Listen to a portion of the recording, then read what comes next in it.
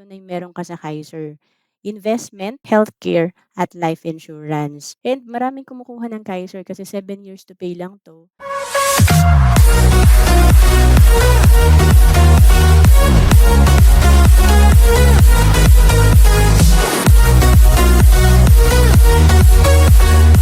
Ang pag-uusapan natin ngayon ay about sa Kaiser frequently asked questions. And ito yung top 7 questions natin. Una is, what is Kaiser? Noong 2012 natutunan ko yung tinatawag na The Complete Financial Plan. May dalawang what if pala na pwedeng mangyari sa atin. Una is, what if I die too soon? Ito yung ang problema natin, who will take care of your family? Kung breadwinner ka, syempre may iwan natin yung responsibility sa pamilya. Kaya ang solusyon natin, life insurance. Importante, pag breadwinner ka, meron kang protection o tinatawag na life insurance. Ito yung instant money na marireceive ng ating pamilya kung sakaling may mangyari sa atin. And yung pangalawang what if I live too long? Ito naman yung ang haba ng buhay mo. Syempre, pag magre-retire ka na, ang tanong, who will take care of me? At ang solusyon natin dyan, kailangan natin ng investment and long-term care. Yung tinatawag na passive income or money working for you. Kasi hindi naman habang buhay, malakas tayo at maganda ang kinikita natin. Kaya importante meron tayong money working for you. Again, we have 3 major financial needs. Ito yung investment para meron tayong continuing income. Pangalawa is income protection or life insurance para maprotektahan ang ating pamilya from financial loss. And of course, healthcare. Ang healthcare naman, syempre, ito naman yung pag nag-retire tayo, importante meron pa rin tayong magagamit na healthcare. Kaya ito yung sinusolve na tatlong needs ng Kaiser Ultimate Health Builder.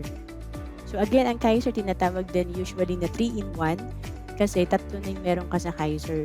Investment, healthcare, at life insurance. And maraming kumukuha ng Kaiser kasi 7 years to pay lang to. And of course, may option din tayo na one time ka magbayad kung meron ka namang savings.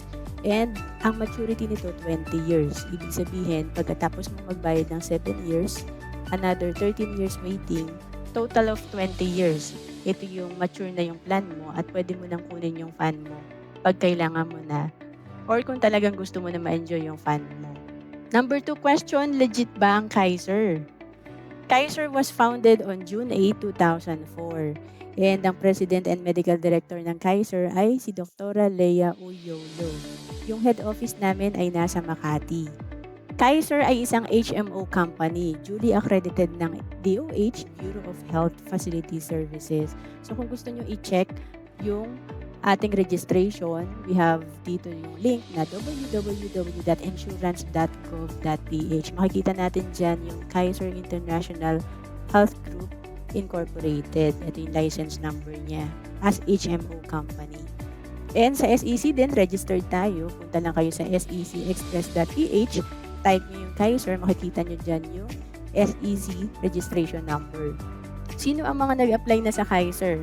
Meron tayong naging client na rin na House of Representatives, Supreme Court, mga government na rin po like Philippine Coast Guard. And maraming accredited na ospital ang Kaiser sa buong Pilipinas. And kasama na nga dito yung top 4 na hospitals natin like St. Luke's sa Quezon City at Global City or BGC, Makati Medical Center, The Medical City, at yung Asian Hospital dito sa South. Number 3, pwede ba sa OFW ang Kaiser? Ang sagot, yes na yes kasi 90% ng mga client ko din personally ay mga nasa abroad or kumuha sila online. Kasi ang Kaiser, pwede kang mag-apply online. Kaya walang problema kung nasa abroad ka, hindi ka pa makauwi, pwede kang mag-apply sa Kaiser online application natin.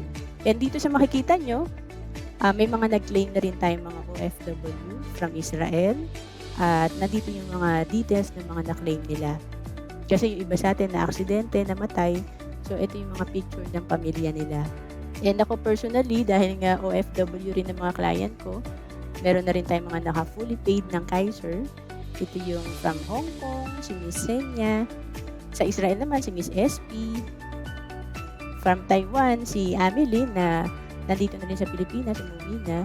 So, si Lowell naman, expat cash din to from Korea. Number 4, magkano at saan magbabayad? So, unang tanungin natin, ano na ba yung edad mo? Kasi kung ang edad mo 10 to 40 years old, ang minimum plan natin nasa 2,647 per month lang. Pag 41 to 50 years old, minimum plan natin nasa 3,529 per month lang. At kung ikaw naman ay nasa 51 to 60 years old, ang minimum plan mo nasa 4,412 per month. Sa Kaiser, pwede kang kumuha ng mas mataas na plan. So, yung binanggit ko kanina, pinakamababang plan para sa edad, pero merong mas mataas. Like ako, ang kinuha ko before, nung una kong Kaiser, noong 2012, nasa 60,000 per year. Dito makikita natin yung maliit na plan pataas. At again, pwede kang mag-monthly sa Kaiser, quarterly or every 3 months, semi-annual or every 6 months, annual, once a year, at pwede ring one-time payment o yung tinatawag na spot cash. Siyempre, mas makakamura tayo kung spot cash or annual. Pero siyempre, tatandaan natin, ano ba yung kaya nating ituloy na plan for 7 years. Kasi again, ang Kaiser, kung hindi ka mag-i-spot cash, 7 years to pay. And dito sa sample natin, makikita natin na kung minimum plan ka, K45,000 or K45, nasa around 26,470 yung binayad mo. So, times 7 years, mga around 200,000 yung na-invest mo sa Kaiser. Ang maturity value nito, projection, nasa 524,000 after 20 years. And kung kagaya nung una kong plan na nakuha, ang kinuha mo, kay 100,000, nasa 58,821 per year, times 7, so around 411,000 yan. After 20 years or on maturity, ang projection niya nasa 1.1 million kung hindi mo nagamit yung healthcare, yung insurance mo.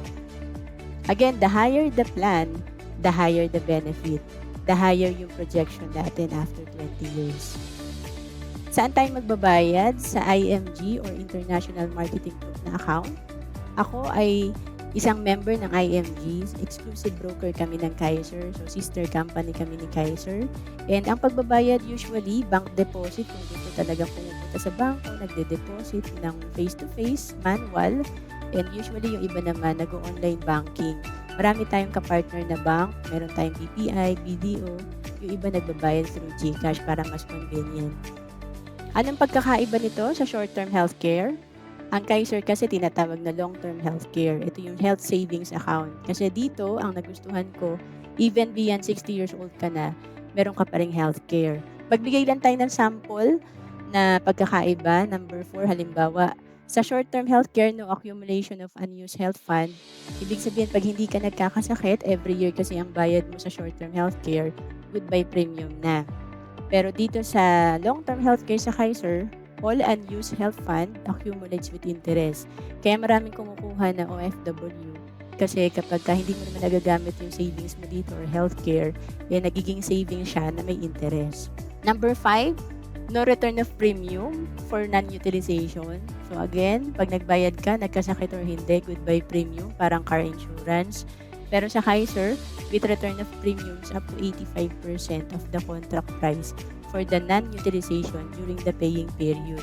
Sa Kaiser kasi kapag hindi mo nagamit yung healthcare side, wala kang nagamit na availment dyan, yung binayad mo for 7 years, may return of premium yan up to 85% ng nahulog mo. And then, yung short-term healthcare covers only up to age 60. Usually, kapag ka nag-resign na tayo sa trabaho, or nag-retire na tayo, umalis na tayo sa company, wala na tayong benepisyo. Pero sa Kaiser, covers beyond age 60 with long-term care yields. Ibig sabihin, dito sa Kaiser, basta nakabayad ka for 7 years, naka-avail ka na, and then tumagal yung plan mo, habang may fund ka pa sa Kaiser, tuloy-tuloy pa rin yung healthcare mo, tuloy-tuloy pa rin yung investment mo. Number 6, ano ang insurance coverage? Again, 3-in-1 ang Kaiser. May healthcare, investment, at yung isa, may life insurance. Ang insurance ng Kaiser depende sa plan na kinuha mo, and may tinatawag tayo dito sa Kaiser na 4-way insurance coverage. Letter A, ito yung term life, ito yung life insurance. Halimbawa, sa kinuha ko na 60,000 per year na plan sa Kaiser or plan K100, nasa 450,000 yung life insurance niya. For 20 years, naka-insured ako sa Kaiser sa life. So, kahit nasa ibang bansa ka, may coverage ka. Kung may nangyari sa'yo sa ibang bansa or umuwi ka sa Pilipinas, may coverage ka sa life insurance. And then, number 2, or letter B, accidental death and dismemberment. Sa insurance kasi kapag ang kinamatay natin ay aksidente, double indemnity ang tinatawag. So kung 450,000 ang term insurance mo, up to 900,000 ang makiklaim ng pamilya kung ang kinamatay ay aksidente. And letter C, waiver of installment due to death, and letter D, waiver of installment due to permanent and total disability. Ibig sabihin, during the paying period, kung may nangyari sa breadwinner, sa plan holder, halimbawa, 1 year pa lang siya nakapaghulog, 7 years to pay ang Kaiser. Kaya kung may nangyari sa kanya sa first year pa lang, 6 years pa yung balance, hindi na kailangan bayaran ng pamilya niya kasi may waiver of installment tayo due to death or hindi man namatay pero totally na-disable yung plan holder, waive na rin yung installment. At number 7, bakit recommended savings program ang Kaiser? Again, kasi ito, tatlo na yung meron ka. Investment, healthcare, life insurance. Ang investment dito, kung tatanungin natin, ay naka-invest din sa mga mutual fund kagaya ng Solvivo. Ang Solvivo, ito yung para may idea tayo, usually nasa top corporations naman ng mga investment niyan like Ayala Land. Dito naka-invest yung mga pera natin sa SM, sa BPI, Jollibee. Ito yung mga pinaglalagyan ng investment side ni Kaiser.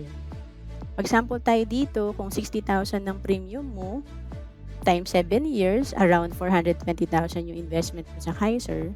On maturity, ang projection nito nasa 1.1 million.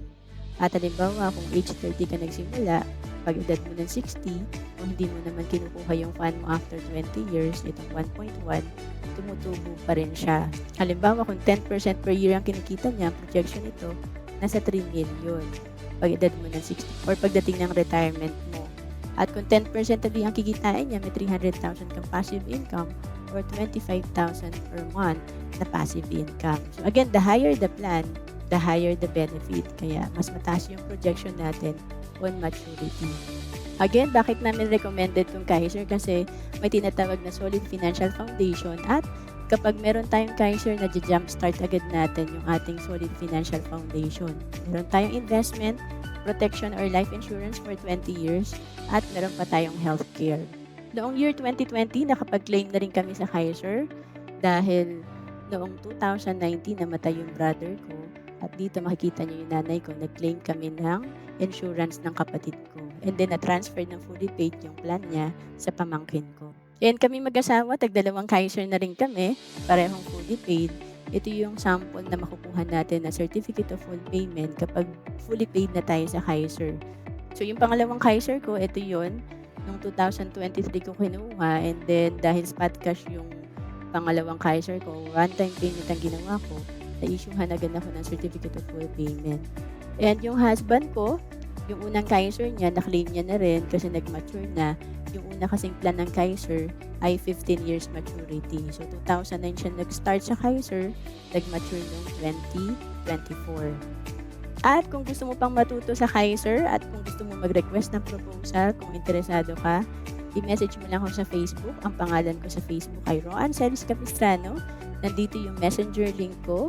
Pwede mo rin akong i-email sa roan.capistrano@gmail.com at ang aking mobile number 0926-800-8685.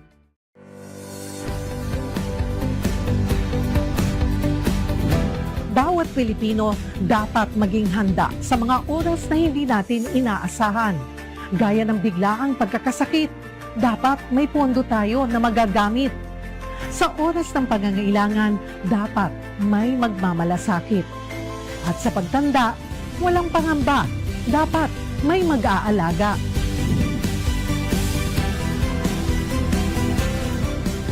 Ganyan mag-alaga ang Kaiser. Yan ang dapat. Ako po si Cheryl Posim, Alagang Kaiser. Alaga ka, kapatid.